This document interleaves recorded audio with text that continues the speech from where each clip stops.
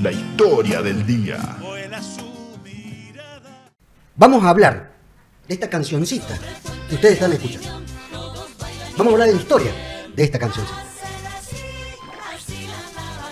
Para eso nos vamos a remontar a los inicios del siglo XIV. Nos vamos a ir al Vaticano. Parecía que las cosas no iban tan bien en el siglo XIV, allá en Roma, en el Vaticano, y dejaba de ser el corazón del mundo cristiano. Hasta ese momento, una especie de universalismo religioso reinaba en las conductas, y la cristiandad era la ciencia de entonces, siempre representada con el libro y la cruz, ¿no? Era la última palabra y el seno, el origen de todas las verdades. Y fue usualmente por eso que se armó el gran lío, por el roce con la monarquía. De pronto el Papa dejó de ser el centro de la tierra y el catolicismo empezó a no ser la única forma de explicarlo. Sucedía que los papas en Roma morían muy rápidamente, tenían un problema de salud y se morían rápidamente. Debido a algunos cruces de rosas e intereses con la monarquía, con los distintos príncipes, y cada vez se protegían más este tema dentro de la iglesia.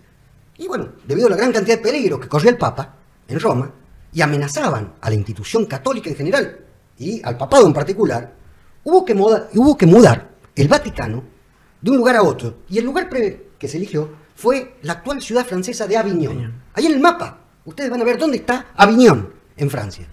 En ese momento, no pertenecía a Francia, pertenecía al católico reino de Sicilia y Nápoles. Bien, el asunto fue así. En 1309, debido a los riesgos que llevaba, como había dicho, el Papa que tenía allá en el Vaticano, Clemente V aceptó la propuesta del rey Carlos II, del rey de Sicilia y Nápoles, de llevar temporalmente la sede central del cristianismo a Aviñón. Este traslado de la sede del Vaticano, que en un principio se pensó como una medida temporal, en un principio vivía en una pequeña casita del Papa, terminó siendo por 125 años y fue la residencia de 9 papas. Los primeros papas vivieron en casitas circunstanciales, hasta que vino un muchacho, Benedicto XII se llamaba el muchacho, y hizo la construcción de lo que actualmente es el megatemplo, la parte antigua del castillo papal. Más tarde, un poco más tarde, Clemente VI se metió de nuevo en las obras y construyó lo que se considera el sector moderno del castillo papal actual. Pero en verdad, desde 1309 a 1494, 9 papas hicieron sede en Aviñón, ¿no? Fue durante el papado de Gregorio XI, que ahí lo tenemos en pantalla, que se gestó una de las leyendas más conocidas del mundo occidental. Resulta que para llegar al Palacio Papal había que cruzar el puente San Benezet, conocido como el puente de Aviñón. Ahí tenemos también la foto. Y que originalmente se trataba de un puente que cruzaba el río Ródano y tenía 22 arcos, y que gracias a hoy, a las crecidas indiscriminadas del río Sena, quedan 4. Bien, según cuenta la historia, debajo de uno de esas arcadas, ¿no?, justo a la mitad, que divide el puente a 2, había una taberna. Existía una taberna, que era el punto de encuentro de todo lugareño y de los comerciantes que visitaban, que llegaban hasta Aviñón, ¿no? El puente, por otro lado, era el único lugar, el único pasaje para entrar a la ciudad y entrar al castillo papal. En aquella especie de cantina se bailaba y se cantaba cada día hasta el amanecer. Pero insisto, bajo el puente de Aviñón. Iban todos, todo el mundo se daba cita. La bandera, los agricultores, los granjeros, los soldados y hasta algunos dignatarios de la corte. Iban. Era el lugar. Era el lugar, el boliche de todo el mundo. Era principalmente el boliche de la gente humilde. Era el lugar donde se divertía todo el mundo sin distinción de rango social. Entonces las señoras de la corte decían, ese es el lugar de las lavanderas. Esa era la taberna de la lavandera. Sucedía que el personal del servicio también, todos, no solamente las lavanderas, iban todos. Salvo el Papa, iban todos. Y, vuelvo a decir, la fiesta se vivía armando bajo el puente de Aviñón. Un buen día se levanta mal, un buen día de 1373. Gregorio XI se levanta de mal humor y decidió prohibir estas divertidas reuniones que tenían los muchachos bajo el puente de Aviñón, esta que divertía tanto a propios y extraños. Y mandó un edicto que decía, vamos a leerlo a Gregorio: quedan prohibidas las festividades en las proximidades de la sede papal que no fueran autorizadas por la Santa Iglesia. Aviñón debe ser un lugar reservado a la adoración y al servicio del Señor y de su pueblo cristiano, y no una fonda donde se le dé rienda suelta a bailes, cantos y diversiones pagadas. Firmado, Gregorio XI. Se acabó la fiesta. Y fue tal la reacción popular que se organizó una protesta sobre el puente de Aviñón. Todos los tipos que estaban abajo en la fiesta se fueron arriba, ¿no? Y un juglar anónimo dio lugar a la canción, una de las canciones más populares del mundo occidental, Sur le Pont d'Avignon. Y la letra de esta canción es una de las canciones de protesta más antiguas de la historia, quizás, acaso la primera canción de protesta de la historia. ¿Conoces? Y este es el primer piquete que se registra oficialmente en la historia, ¿no? La historia termina, básicamente como siempre termina esta historia. En principio, fueron las tropas papales a tratar de desalojar el puente de Aviñón, pero resulta que había mucha gente y las tropas papales eran bastante pocas. Hicieron para atrás, entonces le pidieron ayuda al ejército de Sicilia y Nápoles, y por los dos lados, tanto de un lado del río y del otro lado, las tropas rodearon a estos muchachos que estaban festejando sobre el puente de Aviñón y protestando, y se armó una represión tremenda, 250 muertos, en fin, y se termina desalojando. Pero la cancioncita sobre el puente de Aviñón hizo su historia y siguió. Fue utilizada durante la Revolución Francesa como canto de unión de los grupos revolucionarios. Mientras las clases acomodadas de la Revolución se identificaban con la marsellesa, el vulgo cantaba sobre el puente de Aviñón. Incluso fue cantada por los diputados en la sesión de los Estados Generales. Los Estados Generales se componían en ese momento por representantes del clero, representantes del reino y representantes de la burguesía. Lo cantaron todos, salvo los representantes del clero. Claro. ¿Tá? Fue popularizada después en el mundo hispánico a partir de la Revolución Napoleónica a España. No es que le gustaba mucho a Napoleón. Resulta que Napoleón había nombrado como rey de España a su hermano José Napoleón, conocido como Pepe Botella por su afición a la bebida. Claro, no tenía gran popularidad Pepe Botella ahí en España, y Napoleón pensó hablar con los soldados para que se le enseñara a los niños como una forma de congraciarse con el pueblo, una manera de hacerse propaganda. La verdad que no se congració demasiado, pero la canción se hizo inmensamente popular y con los inmigrantes llegó a América, donde se hizo muchísimo más popular, ¿no?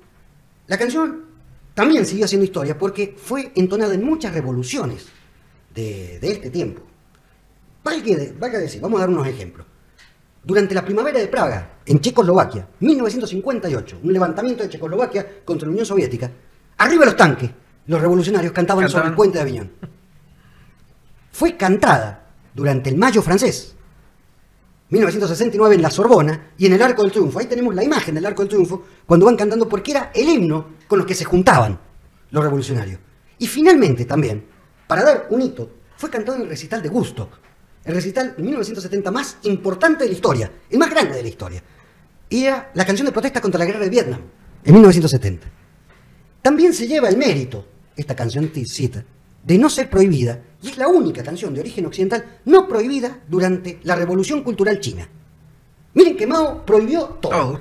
Prohibió todo, salvo esta canción, porque la consideraba revolucionaria. Parece que Mao era el único que se había enterado del origen de la canción, claro, ¿no? Sobre el castillo papal, ese que aparece al fondo, quedó prácticamente abandonado a partir del regreso del papado al Vaticano. Fue saqueado durante la Revolución Francesa.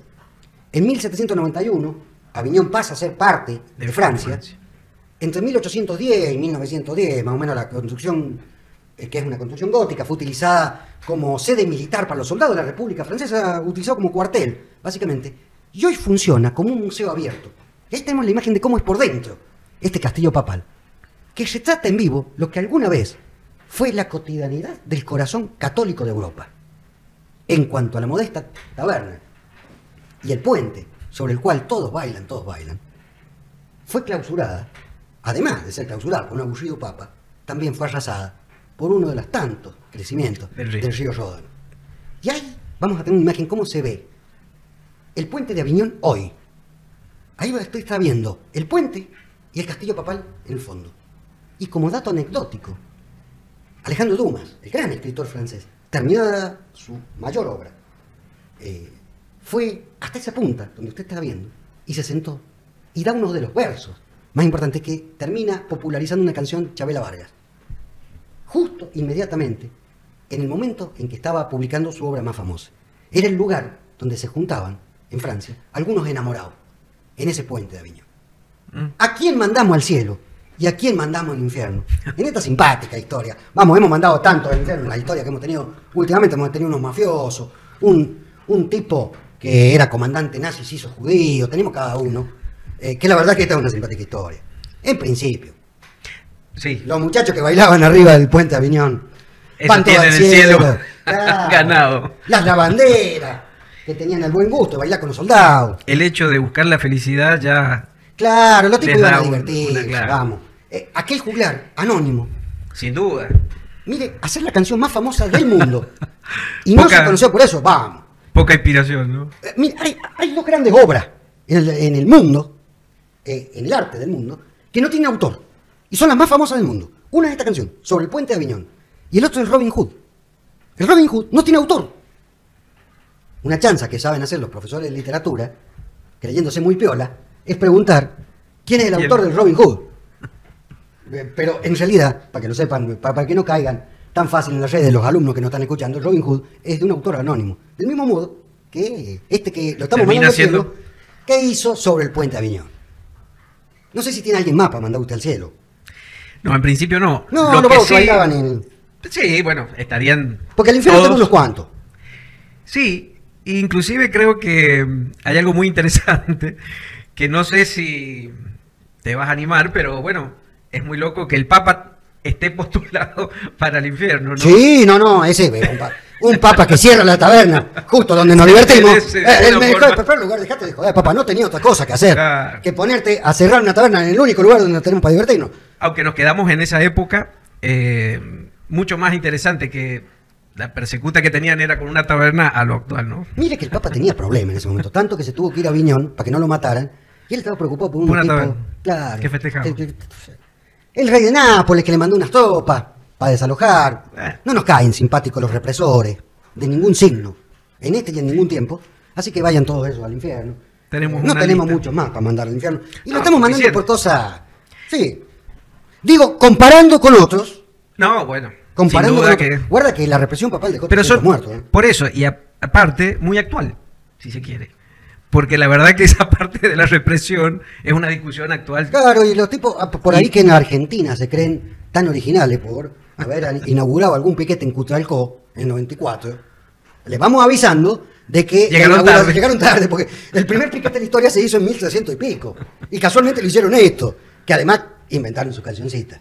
Dejaron el legado. Vamos para el segundo bloque, vamos a dejar alguna que otra reflexión que nos trae, alguna punta que tenemos sobre tanto el Puente Aviñón como otras canciones que hicieron historia en el mundo y que nadie lo sabe.